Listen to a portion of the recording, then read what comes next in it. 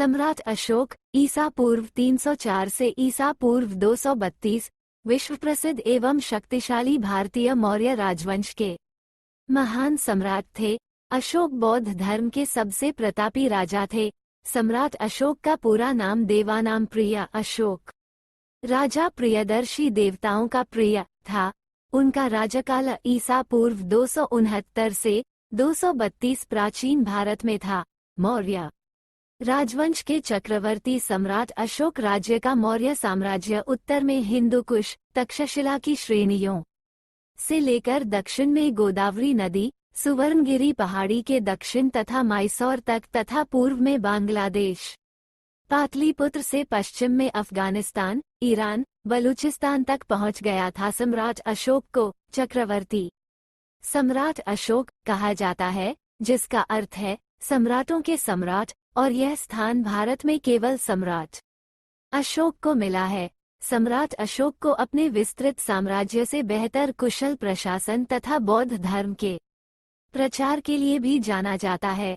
आरंभिक जीवन चक्रवर्ती अशोक सम्राट बिंदुसार तथा रानी धर्मा का पुत्र था। लंका की परंपरा में बिंदुसार की 16 पटरानियों और 101 पुत्रों का उल्लेख है। पुत्रों में केवल 3 के नामोल्लेख हैं। वे हैं सुसीम, जो सबसे बड़ा था, अशोक और तिष्य। तिष्य अशोक का सहोदर भाई और सबसे छोटा था। एक दिन धर्मा को स्वप्न आया कि उसका बेटा एक बहुत बड़ा सम्राट बनेगा। उसके बाद उसे राजा बिंदुसार ने अपनी रानी बना लिया।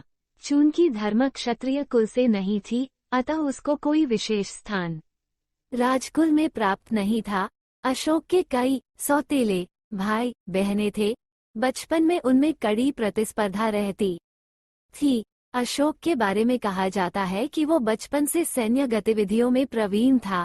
2000 वर्षों के पश्चात सम्राट अशोक का प्रभाव एशिया मुख्यतः भारतीय उपमहाद्वीप में देखा जा सकता है। अशोक काल में उकेरा गया प्रतीकात्मक चिन्ह, जिसे हम अशोक चिन्ह के नाम से भी जानते हैं, आज भारत का राष्ट्रीय चिन्ह है। बौद्ध पंथ के इतिहास में गौतम बुद्ध के पश्चात सम्राट अशोक का ही स्थान आता है। दिव्यदान में अशोक की एक पत्नी का नाम तिष्यरक्षिता मिलता है।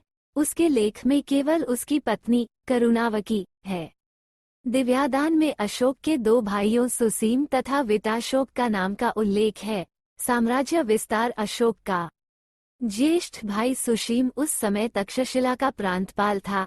तक्षशिला में भारतीय यूनानी मूल के बहुत लोग रहते थे, इससे वो क्षेत्र विद्रोह के लिए उपयुक्त था।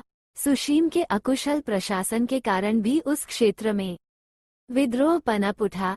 राजा बिंदुसार ने सुशीम के कहने पर राजकुमार अशोक को विद्रोह के दमन के लिए वहां भेजा।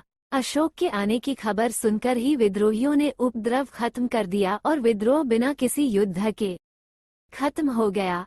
हालांकि यहाँ पर विद्रोह एक बार फिर अशोक के शासनकाल में हुआ था, पर इस बार उसे बलपूर्वक कुचल दिया गया। अशोक की इस प्रसिद्धि से उसके भाई सुशीम को सिंहासन न मिलने का संकट बढ़ गया। उसने सम्राट बिंदुसार को कहकर अशोक को निर्वास में डाल दिया। अशोक कलिंग चले गए। वहां उसे मत्स्य कुमारी कौरवकी से प्रेम हो गया। वर्तमान में मिले साक्ष्यों के अनुसार बाद में अशोक ने उसे तीसरी या दूसरी रानी बनाया था। इसी बीच उज्जैन में विद्रोह हो गया। अशोक को सम्राट बिंदुसार ने निर्वासन से बुला विद्रोह को दबाने के लिए भेज दिया।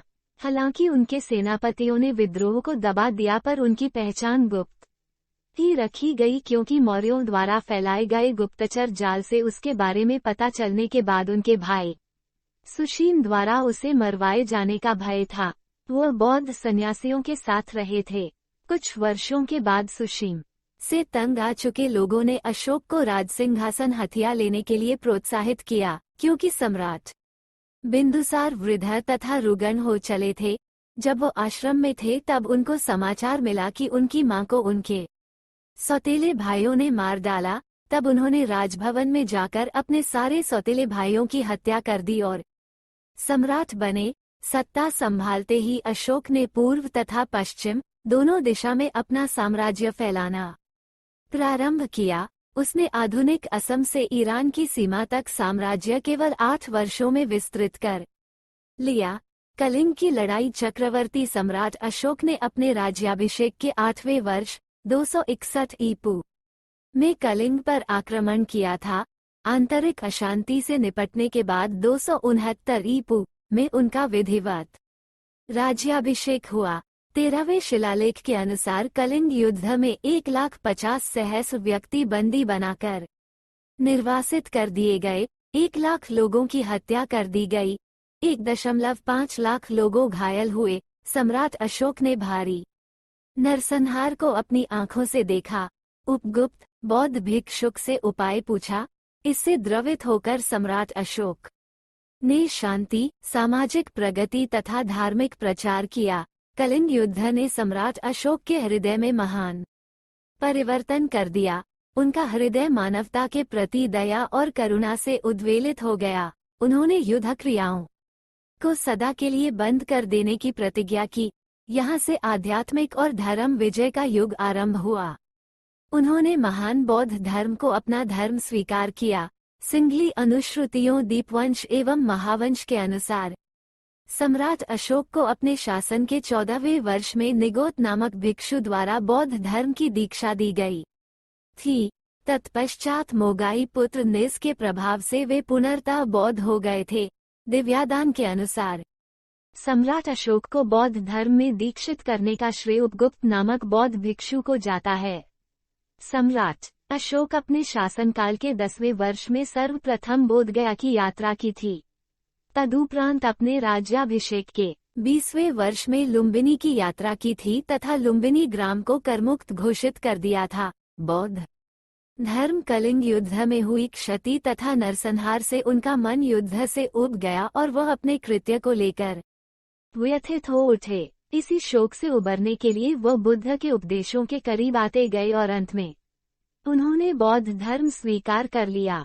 बौद्ध धर्म स्वीकारने के बाद उन्होंने उसे अपने जीवन में उतारने का प्रयास भी किया। उन्होंने शिकार तथा पशु हत्या करना छोड़ दिया।